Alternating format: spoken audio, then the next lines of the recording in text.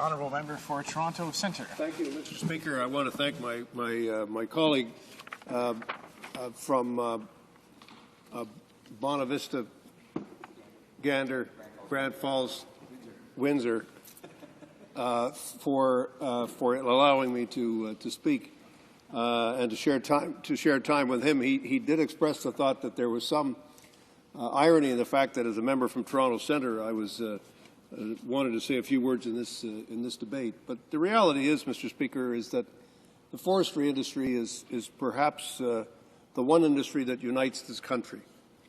There isn't a province that doesn't have a significant forestry industry. Certainly that's true in my own case in Ontario, and as a former First Minister of the province and leader of the opposition there for many years, I had the opportunity to visit every single pulp and paper mill in the country, and I say to my colleague who's heckling me across the way, the most significant restructuring of the forestry industry that took place in the early 1990s, something that I was very much personally involved in from time immemorial, and I think probably one of the only pieces of legislation which the government of which he was a member did not repeal, for which I was responsible, was the Crown Forestry Act, which I think established a very successful regime in terms of managing the forest, which has received a great deal of attention around the world. But the reason that I wanted to participate in the debate is twofold. First of all, is to say that, of course, we are in this party going to be supporting the motion. But I did want to say to my colleagues in the bloc that no one should believe for an instant that the forestry industry is an industry that's confined or only exists in the province of Quebec. In fact, it's the one industry that all Canadians understand. There are over 300 communities across the country which depend on the forest industry for their livelihood, and those are direct jobs. Those are direct communities. And then there are literally hundreds of thousands of other jobs across the country which have depended and which will continue to depend on the forestry industry. So it is not a matter of pitting Quebec against Ontario or British Columbia against the rest of the country. Whether you're looking at northern Saskatchewan, northern Alberta, British Columbia is certainly the biggest industry in resource industry in British Columbia, looking at northern Manitoba, northern Ontario, Quebec, the Atlantic provinces, each and every one. My colleague from Newfoundland has just spoken, has expressed very clearly the relationship that the forestry industry has with so many communities across the country. And it's because of the fact that it's an industry that unites the country, or should unite the country, that I think we need to engage once more in a discussion about what is the appropriate role of government, both federally and provincially, in dealing with this structural change which is underway in the industry, which has had such a devastating impact on so many communities, and what can we do to restore the industry to a position of health and indeed to a position of leadership in the world where it will be able to define the jobs of tomorrow as it has very much defined the jobs of Canada's past. Il y a deux choses que je veux dire tout simplement. There are simply two things that I want to say, Mr. Speaker, in this debate. First, that contrary to what I've heard from my colleagues from the bloc, the forestry industry is not just a Quebec industry. It's also an Ontario industry. We have it in British Columbia, all across the West, and the Maritime and the Atlantic provinces, and of course, naturally, Quebec.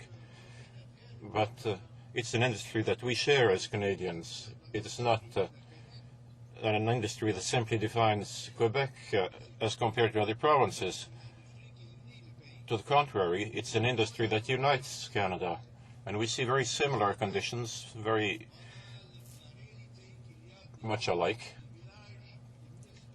There are towns, villages, municipalities across the country, more than 300 of them, that almost exclusively depend on the wood industry. And hundreds of thousands of jobs across the country, even in Toronto Centre, depend on this forestry industry. And this industry is so important for the future of the country, as important as it was in the past.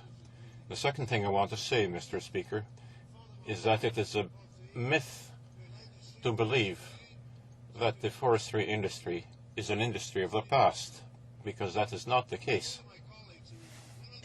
One myth is that it's a uniquely Quebec industry or British Columbia industry or whatever province, but that's not the case. The fact is the forest industry is a Canadian industry. It's helped to define our country. It's helped to make the towns and communities of this country. It's an industry that has been at the heart of Canadian economic growth and Canadian economic success for a century and a half. But the second thing that I want to say is that it's a mythology to think that this is an industry of the past.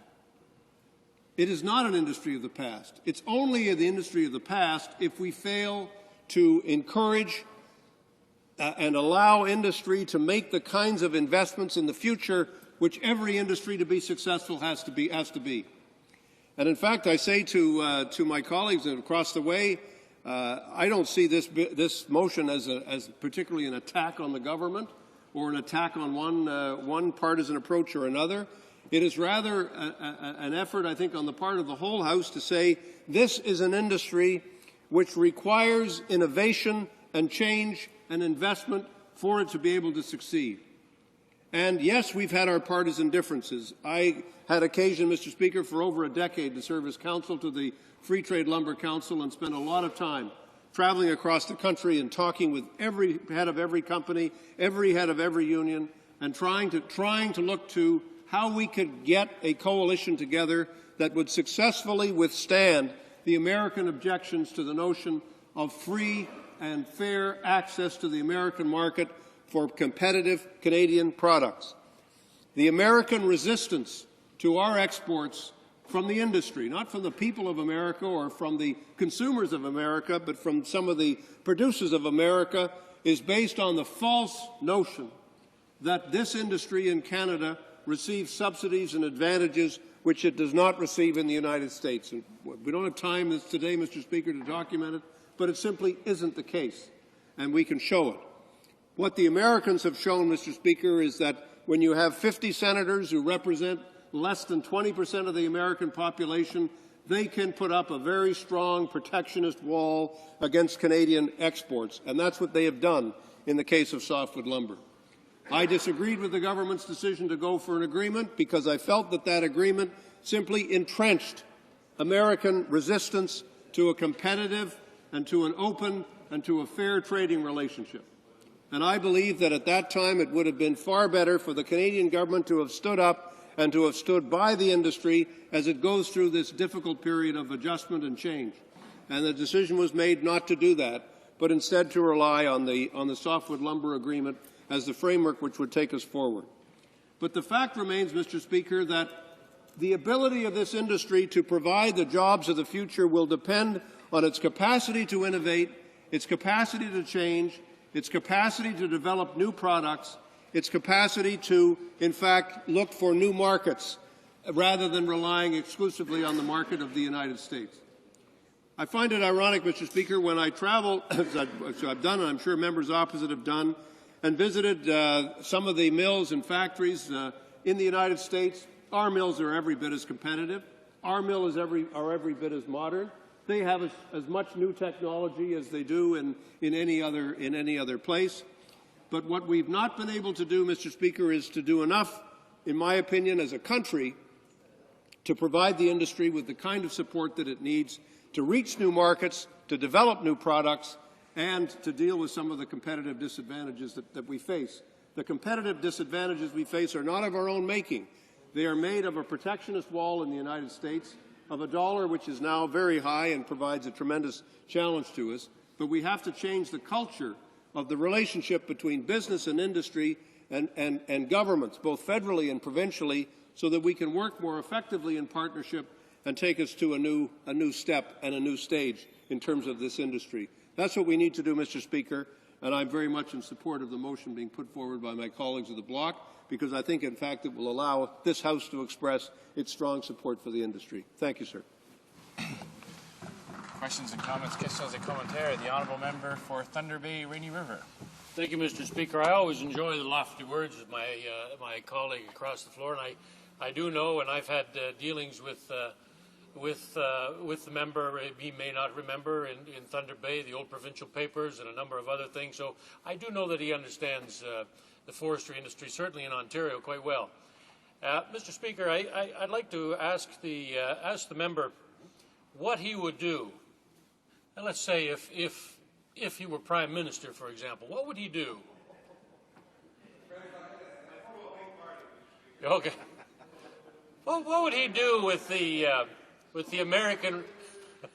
What would he do, Mr. Speaker, with the American reluctance to stop their black liquor subsidy? And now, and a further part to that, Mr. Speaker, what would he do with the new super subsidy that is coming very shortly from the American government?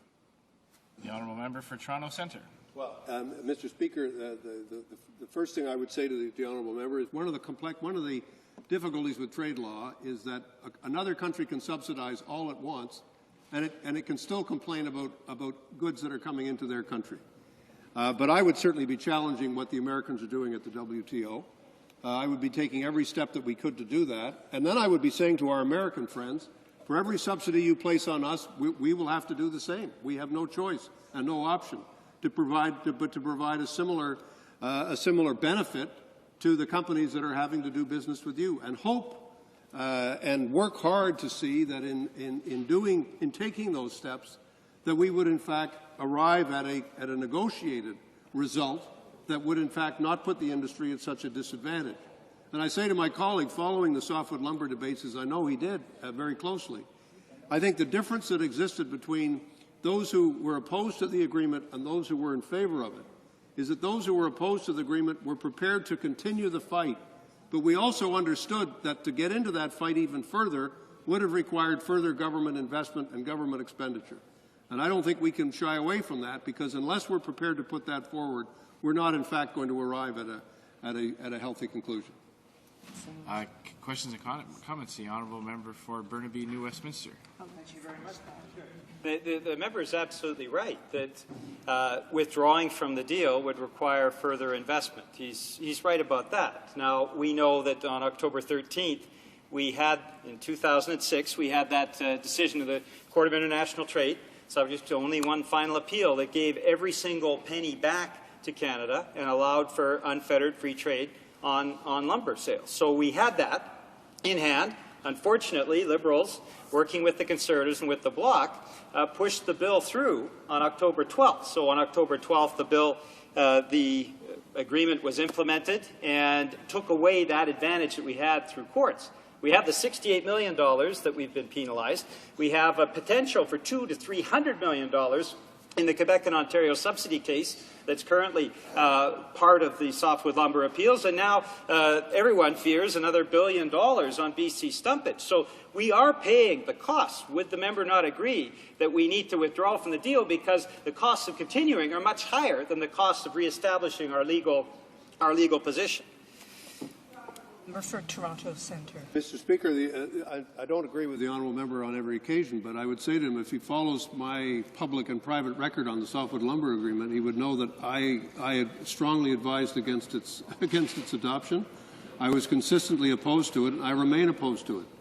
I think we all have to understand that withdrawing from it will in and of itself lead to significant challenges in the United States and with the United States, for the very reason that I've given, because the industry in the United States is determined to resist fair and free competition from Canada. But I would make the point to him, and through him to my colleagues, is to say one of the great illusions of the last 5 years on trade was the Prime Minister of Canada coming in and saying, I've got peace in our time. I've got an agreement that's going to give us peace in our time. Well, it wasn't true in 1938, and it isn't true today. We did not get peace in our time with the softwood lumber agreement. We simply got another base, another platform from which the Americans can continue to harass and challenge and every step of the way, every provincial policy and every federal policy, because the key issue for them is they never want the Canadian industry to reach a point of competitiveness where it is able to get the products it wants and needs at their expense into the United States. And for them, it's a zero-sum game. And that's the problem, Madam Speaker. Don't notice that you've changed clothes since I last spoke to you. That's all. I don't believe I've changed clothes. The speaker's changed, but a reprise